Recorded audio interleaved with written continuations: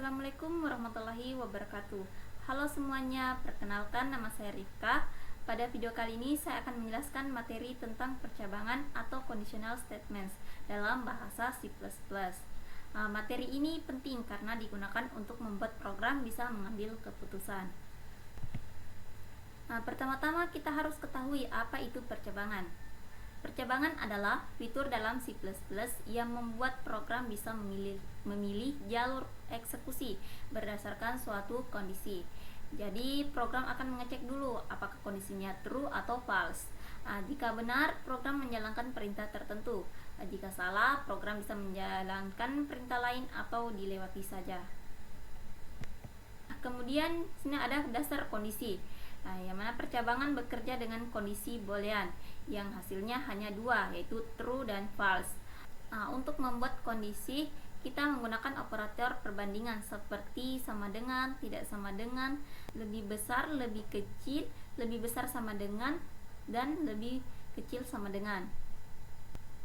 Kita juga bisa menggabungkan kondisi memakai operator logika seperti and, or, dan not. Kemudian di sini ada jenis-jenis percabangan. Yang mana pada program C++ percabangan terdiri dari yang pertama ada if, yaitu percabangan tunggal, kemudian yang kedua else, yaitu percabangan dua pilihan, kemudian yang ketiga ada if else, yaitu percabangan banyak pilihan, kemudian yang keempat nested if, itu percabangan bersarang, yaitu if di dalam if. Kemudian yang kelima ada switch case, yaitu percabangan berdasarkan pilihan tetap. Kemudian yang terakhir ada operator ternary, yaitu percabangan singkat. Kemudian kita masuk ke percabangan yang pertama, yaitu if atau percabangan tunggal. If digunakan ketika hanya ada satu kondisi. Jika kondisi itu benar, maka perintah dijalankan. Kalau salah, program lanjut seperti biasa tanpa melakukan apa-apa. Kemudian di sini ada contoh penggunaan if tunggal, yang mana program meminta pengguna memasukkan nilai. Setelah nilai dimasukkan, program melakukan pengecekan dengan if, mana kondisi yang dicek adalah nilai besar sama dengan 60. Jika kondisi ini bernilai benar atau true, maka perintah dalam kurung kurawal dijalankan, yaitu menampilkan lulus. Kalau kondisinya salah, tidak terjadi apa-apa karena if tunggal tidak punya else. Kemudian kita lanjut ke percabangan yang kedua, yaitu if else atau dua pilihan. If else digunakan saat kita ingin mengambil dua keputusan. Kalau kondisi benar, jalankan perintah pertama, kalau salah, jalankan perintah kedua. Kemudian di sini ada contoh if else, mana program tetap meminta input nilai. Kemudian di if dicek apakah nilai lebih besar sama dengan 60. Kalau kondisi benar, program menampilkan lulus. Kalau kondisi salah, maka bagian else dijalankan, yaitu menampilkan tidak lulus. Jadi if else selalu memilih salah satu dari dua kemungkinan. Kemudian percabangan yang ketiga, yaitu if else atau banyak pilihan. Struktur ini dipakai kalau kita punya beberapa kondisi berbeda. Misalnya menentukan nilai A, B, atau C berdasarkan angka. Percabangan biasanya digunakan untuk kategori nilai, umur, atau kelas. Kemudian di sini kita ada contoh if else, yang mana program mengecek apakah nilai lebih besar atau sama dengan 85.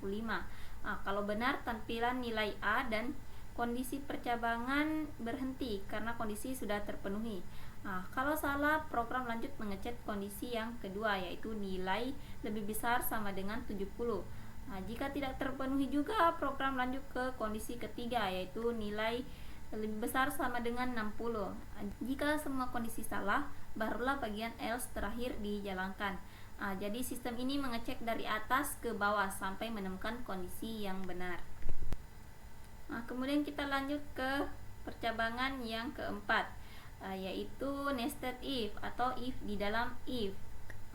Nested if adalah if yang berada di dalam if lainnya. Nested if dipakai untuk kondisi bertingkat.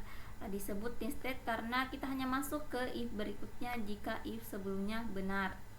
Contoh di sini ada program nested if atau if di dalam if. Pada contoh ini, program pertama mengecek apakah nilai lebih besar sama dengan 60. Jika benar, berarti lulus. Kemudian ada if lagi di dalamnya yang mengecek apakah nilai lebih besar sama dengan 85. Kalau benar, ditambahkan keterangan dengan pujian. Jadi if bagian dalam hanya dijalankan kalau if pertama benar. Jika nilai kurang dari 60 maka langsung masuk ke bagian else dan tampilan tidak lulus. Kemudian kita lanjut ke percabangan switch case. Switch case dipakai ketika pilihan kondisi sudah pasti, misalnya angka menu 1, 2, 3 atau huruf tertentu. Ini lebih rapi dibanding memakai if else yang panjang. Contohnya di sini kita punya program meminta input angka menu, lalu nilai itu dicek di dalam switch. Jika pengguna memasukkan angka 1, program akan masuk ke case 1, lalu menampilkan Anda memilih menu 1. Begitu juga untuk case kedua dan case ketiga. Kemudian break digunakan agar program tidak menjalankan case berikutnya. Jika input tidak sesuai dengan case yang ada, maka bagian default dijalankan, yang mana menampilkan menu tidak tersedia. Switch ini cocok dipakai kalau kita punya banyak pilihan tetap, misalnya menu aplikasi. Kemudian percabangan selanjutnya ada operator ternary. Operator ternary ini adalah bentuk singkat dari if else, yang mana biasanya digunakan untuk kondisi yang hanya sederhana supaya baris kodenya lebih ringkas. Contoh di sini ada program operator ternary yang mana jika umur lebih besar sama dengan 18, maka hasil yang keluar itu adalah dewasa. Jika salah akan menampilkan belum dewasa. Jadi sebagai gantinya menulis if else panjang, kita bisa pakai satu baris saja. Biasanya ternary dipakai untuk kondisi sederhana yang hanya memerlukan dua pilihan. Kemudian di sini ada perbandingan jenis percabangan. Yang pertama itu ada if. If ini hanya ada satu pilihan. Kemudian kelebihannya karena dia sederhana. Kemudian yang kedua ada if else, yaitu mana dua pilihan. Kelebihannya itu jelas dan mudah. Kemudian yang ketiga ada if else else, yang mana dia pilihannya banyak atau kelebihannya itu fleksibel. Kemudian ada nested if, yaitu pilihannya itu berlapis atau bertingkat. Kelebihannya itu karena dia lebih detail. Kemudian yang kelima ada switch. Switch ini pilihannya ada banyak. Kelebihan dari switch yaitu rapi dan efisien. Kemudian yang terakhir ada ternary. Pilihannya hanya ada dua. Kelebihan dari ternary yaitu dia lebih singkat. Baik, kesimpulannya yaitu percabangan digunakan untuk mengambil keputusan dalam program. Program memilih alur tertentu berdasarkan kondisi benar atau salah. Kemudian jenis percabangan C++ yaitu ada if else if, kemudian ada nested if, kemudian ada switch dan operator ternary.